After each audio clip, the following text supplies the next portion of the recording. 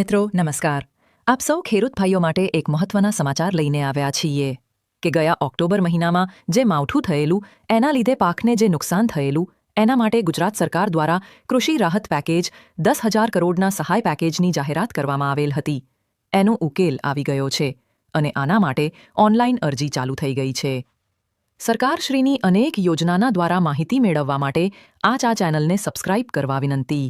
સહાય પેકેજનો લાભ લઈ શકે તો ખરીફ 2025 ઋતુમાં વાવેતર હોય તેવા તમામ પાકોમાં કે જેમાં 30% કે તેથી વધુ નુકસાન થયેલ હોય તેના માટે ₹20,000 પ્રતિ હેક્ટર લેખે તો 1 વીઘા પ્રમાણે ₹3,520 મળવાપાત્ર થશે.